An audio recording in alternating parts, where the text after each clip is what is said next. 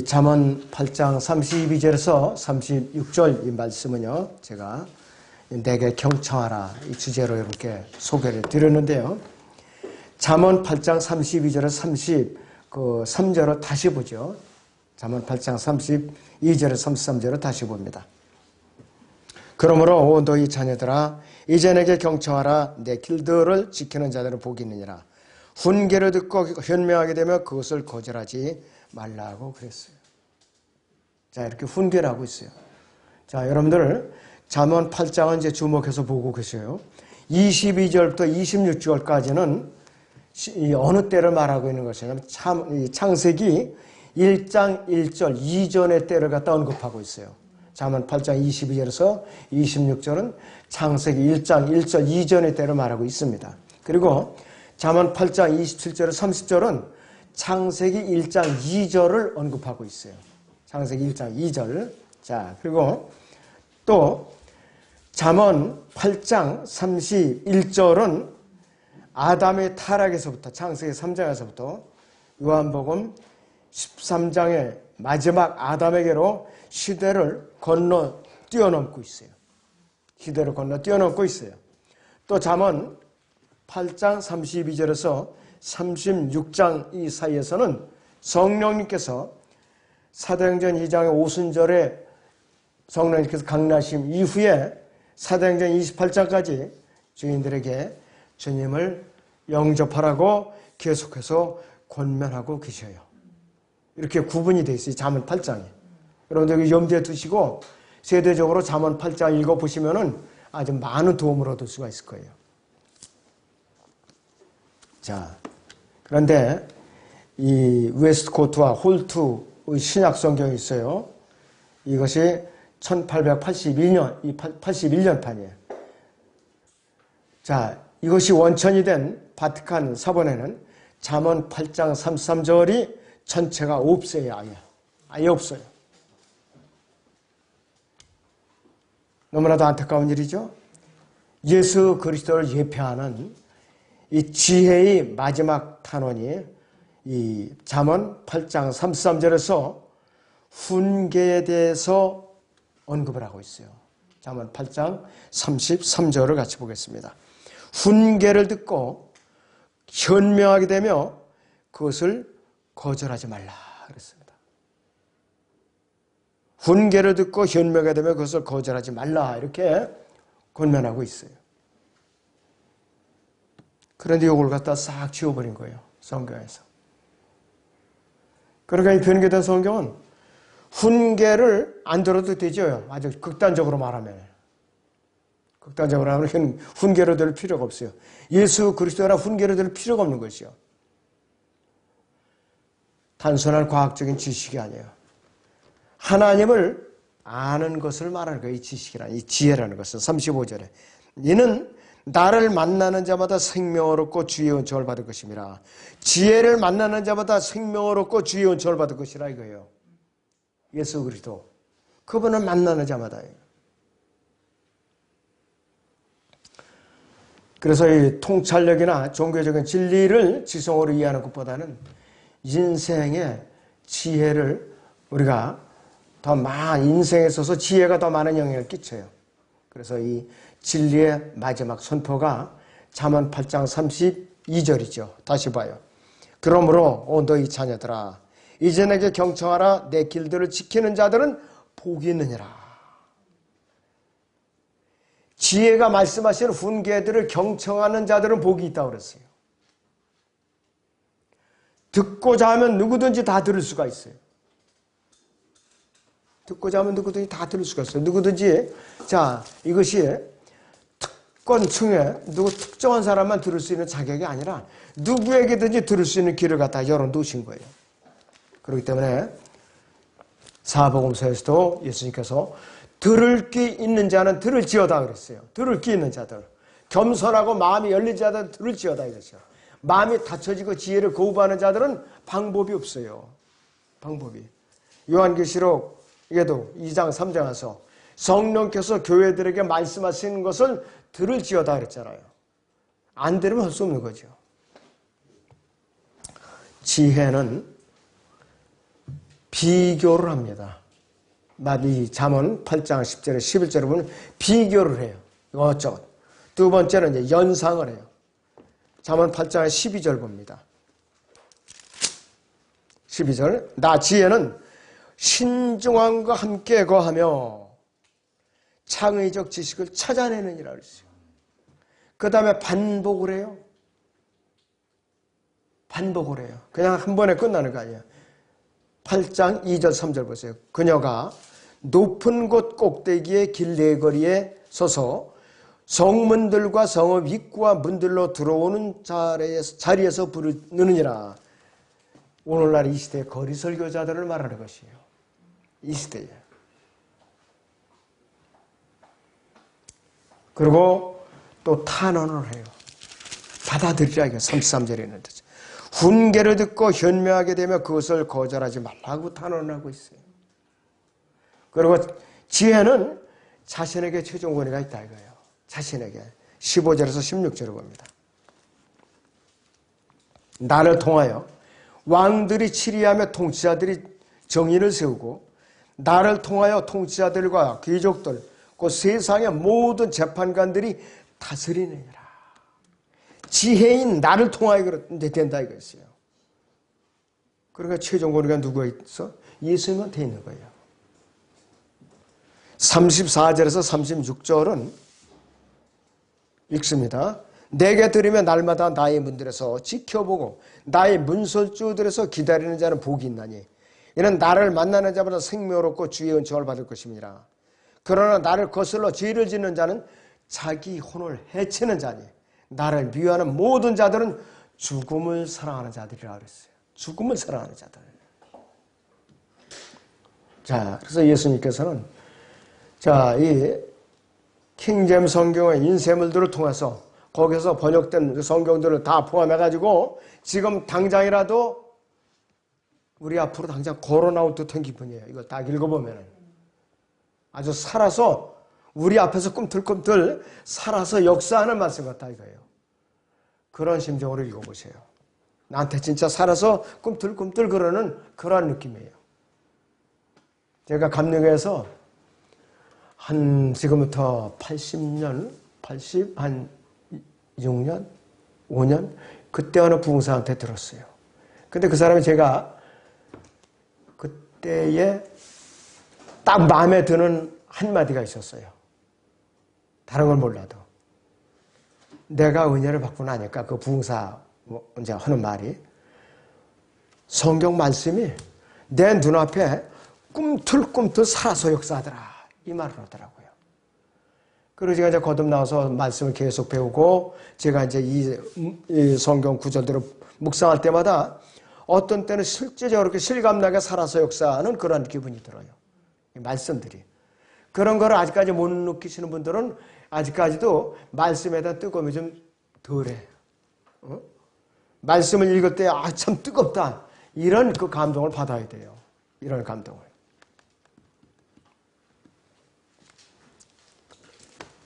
그랬더니 이런 이 마태오 이 잠언 8장 35, 6절 같은 것을 여러 성경의 여러 구절들을 이제 보고 묵상하시면 많은 은혜를 받을 수가 있어요. 요한 1서 5장 10절을 보겠습니다. 신약의 요한 1서 5장 10절에서 12절을 봅니다.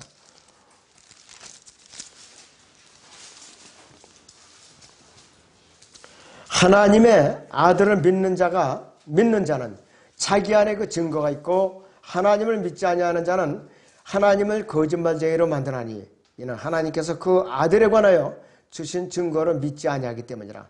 또 증거는 이것이니 하나님께서 우리에게 영생을 주신 것과 이 생명이 그의 아들 안에 있다는 것이라. 그 아들이 있는 자는 생명이 있고 하나님이 아들이 없는 자는 생명이 없느니라 그랬어요.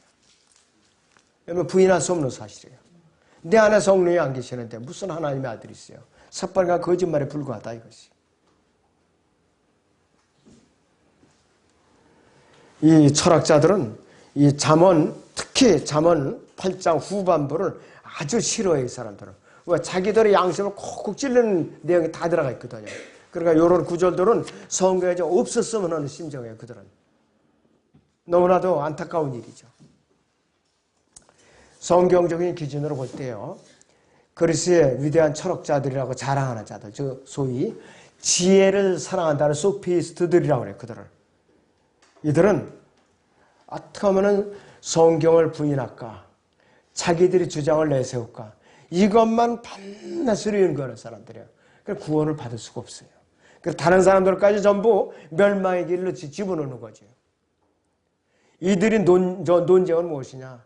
국제연합을 지지하고 또 세계 이제 종교통합을 찬양하고 그 다음에 인구통합, 종교통합 이래가지고 적그리스도를 이제 무대를 조성하는 거.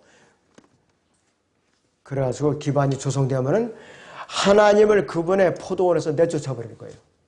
그리고 또 포도원을 그들이 이제 차지하라는 시도. 뭐예요? 세계정부 조직하면은 적그리스도가 등장하면 하나님이 필요 없잖아요. 하나님이 그렇게 여기고 그 일을 지금도 계속 하고 있는 거고, 지금 우리나라도 그 일 안으로 뒤에서 지금 움직이고 있는 거예요. 지금 그 CFR 그게 우리나라 16인 회라 갖고 삼국회라고 우리나라에 들어와 있어요. 거기에. 근데 거기에 그 신문사 회장했던 그 못된 사람이 있거든요. 홍아무개. 거기에 이제 앞잡이 노릇하는 사람들이 또 있어요. 거기에. 그리고 뒤에는 누가 있느냐? 오바마가 있고 클린턴이 있고 키신저가 있는 거예요. 세계 정부주의자들 뒤에서.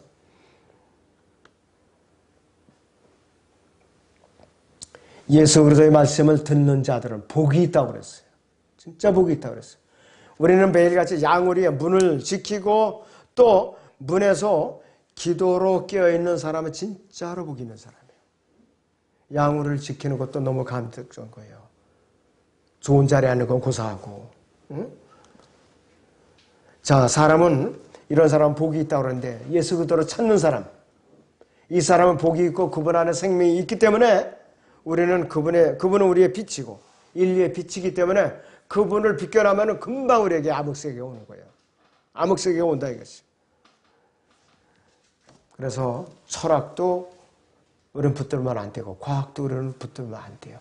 생활에 필요한 건 무더기에 가져야 되겠지만 심취하면 과학도 종교가 되는 겁니다. 디모데 전서 6장을 보죠. 디모데전서 6장을 보겠습니다. 20절.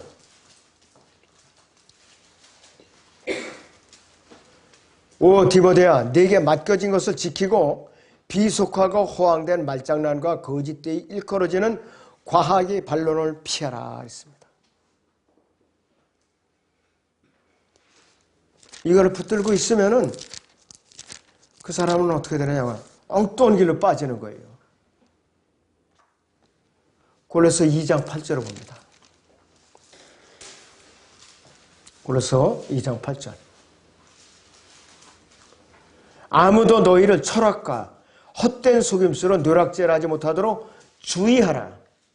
그것들은 사람의 전통과 세상의 유치한 원리를 따르는 것이며 그리스도를 따르는 것이 아니니라 그랬어요.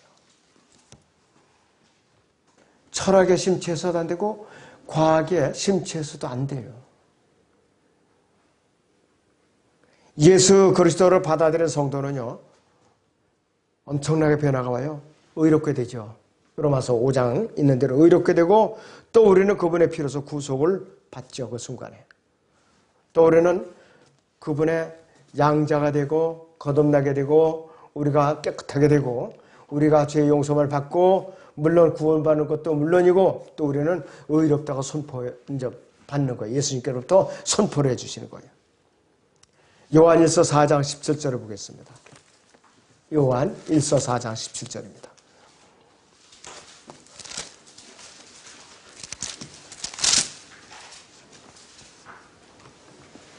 이렇게 우리의 사랑이 온전하지 않나 이는 우리로 심판날에 담대함을 가지게 하려는 것이라. 이는 그분이 그러하신 것 같이 우리도 이 세상에서 그러하기 때문이라 했습니다. 그분이 독생하신 분을 받아들이는 것처럼 우리는 거듭나는 순간 하나님께 받아들여져요. 자동적으로 받아들여져요. 내가 들어가고 싶어서가 이제 받아들여지는 것이 아니죠. 에베소 2장 10절을 보셔요.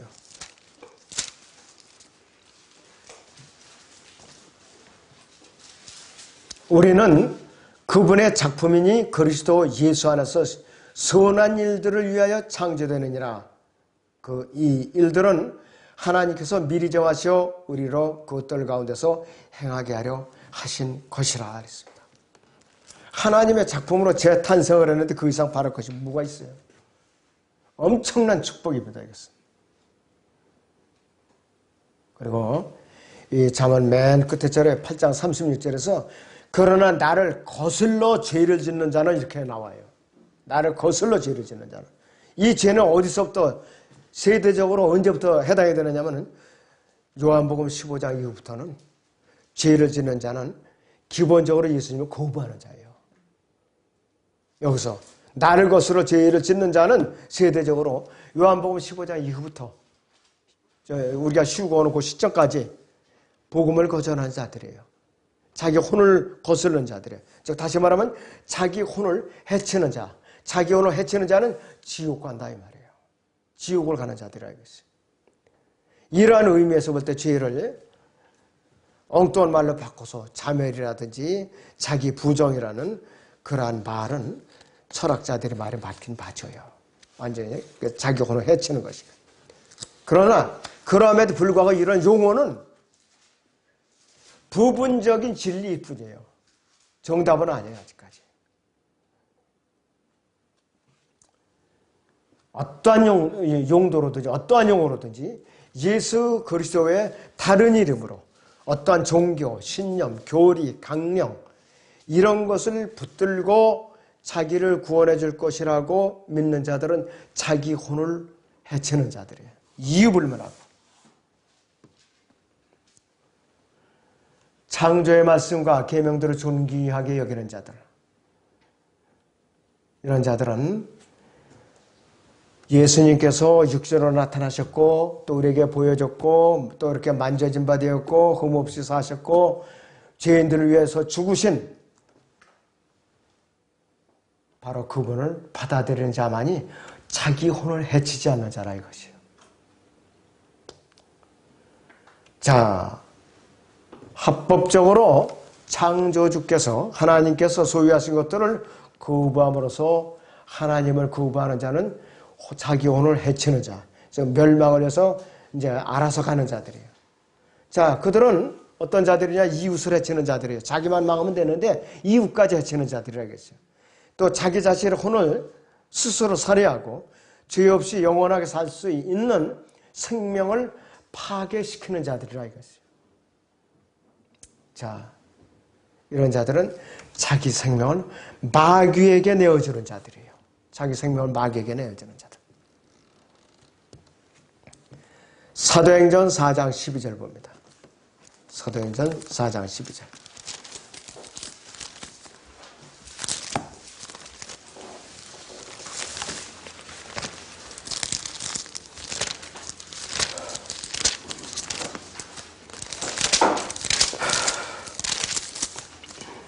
그러므로 다른 이에게는 구원이 없나니 이는 하늘 아래서 우리가 구원을 받을 수 있는 다른 이름을 인간에게 사람들에게 주신 적이 없어요. 사람들에게 주신 적이 없다고 그랬어요.